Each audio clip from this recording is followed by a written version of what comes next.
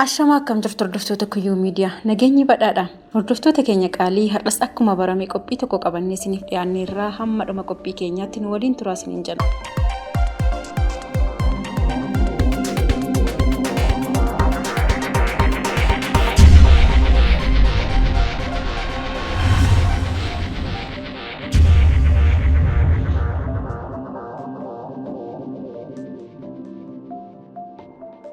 Qophiin keenya har'aas haala Itoophiyaan keessa turtee fi guddina magaalaa Finfinnee keessatti dhufee jirti.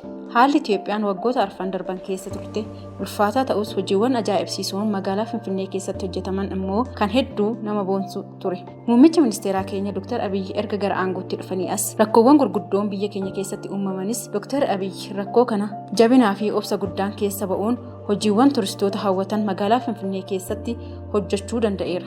Yeroo weerarri Koovidii addunyaa kana raasaa turetti Itoophiyaanis akkuma biyyoota biroo weerara kanaaf saaxilamtee turte.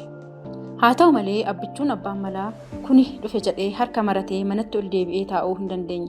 Sirumaayyuu kan duraa caala qorichoota dhukkuba kanaaf ta'u leellistoota isaa warra alaa kadhachaa daawaa lubbuu uummata keenyaa baraaruu biyya keessa galchaa harka biraan immoo misooma eegalame akka adda hin cinne cimsee hojjechaa ture.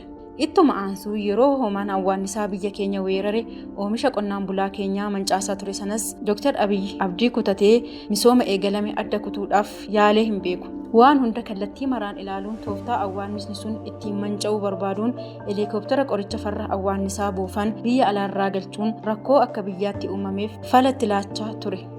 Osuma kuni kanaan jiru TPLF kan waggaa 30f dhiiga uummata biyya kanaa dhangalaasaa turte gaafa raayyaa ittisa biyya keenya irratti halkan bakka ciisanitti waraana godaannisa sammuu ta'e irratti bantu Dr. Abiyyi kuni isa dhumaati jedhee osoo hin yaadiin misoomni eegalame akka hin gufannee fi xumuramanii tajaajila akka kennaniif harka tokkoon diina biyyarraa qolachaa karaa biraa ammoo misooma magaalaa Finfinnee keessatti eegalame finiinsaa ture.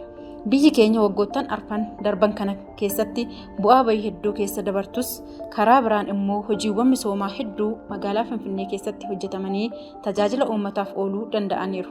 Piroojeektiiwwan magaalaa Finfinnee keessatti hojjetaman keessaa kan akka Inxooxxoo, Paarkii Shaggar, Paarkii Tokkummaa fi qarqara laggeen Finfinnee keessaa miidhagsuun kan qalbii namaa hawwatan hedduu hojjetamanii iddoo aara galfii dargaggootaa, ijoollee fi maanguddootaa ta'ee tajaajilaa jira.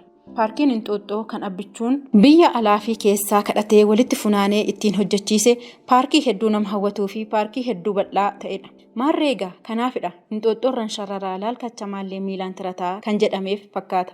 Paarkiin Shaggarii fi Paarkiin Tokkummaa iddoo qophiiwwan adda addaa itti gaggeeffaman, iddoo waltajjiiwwan gurguddoon adeemsifaman ta'uun kan wal nama gaafachiisu miti.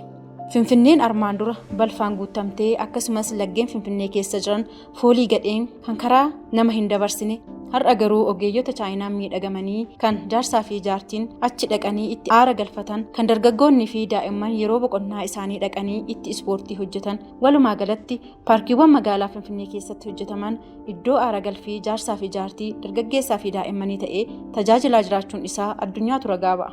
Kanumaan wal qabsiisuun hojii boonsaa abbichuun hojjete keessaa piroojeektii guddaa lafa seenaa piroojeektii dirree masqalaa ture. Dirree masqalaa bara juuntaas ta'ee bara mangeen biyya bulchaa turetti dirree nageenyaa osoo hin taane dirree jeequmsaa ture. Osoo qabiyyee isaa hin jijjiiriin waggoottan hedduu lakkoofsisee ture.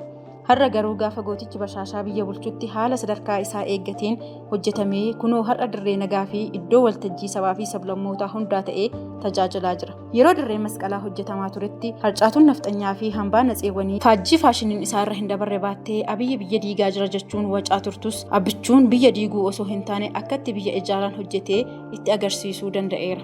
Dirrichi akka qabeenya dhuunfaa isaanitti warri ilaalan amantaa da'oo godhatanii hokkara kaasuuf yeroo hedduu yaalanis magaalli Finfinnee bakka sabaa fi sablammoonni hedduun keessa jiraatan ta'uu dirricha irratti qaamni nagayaan karaa seeraa socho'u qophii kamuu irratti gaggeeffachuu akka danda'uu fi iddichi qabeenya murna muraasaa osoo hin taane kan Itoophiyaanota maraa ta'uu gaaffii ka'uuf deebii keessa deebii hin qabne itti kennuun bira darbeera. Kanaaf jijjiiramni magaalaa Finfinnee keessatti mul'ate kan seenaan hin daganne ta'uu beekamaadha. Dr. Abiyyi magaalli Finfinnee hawwata turistii akka taatuu fi magaalaa guddoo Afrikaa akka taatuuf nama hojjetaa turee fi hojjetaa jirudha. Homaa gochuun hin danda'amu. Kennaa abbichuu dinqisiifachuu malee. Ilmi kan abbaa caalu jedhama mitiiree. Innis ilma abbaa Jifaar mootii kanan gibee ta'uu isaa ifaan ifatti raggaasisee jira. Hordoftoota keenya kabajamoo qophii keenya har'aa irraa hubannoo gaarii akka argattan ni abdanna. Hamma qophii biroo walitti deebinutti nagaan nuuf turaa isiniin jechaa Kuyyuu Miidiyaa like, share, subscribe gochuu hin dagatinaa isiniin jenna.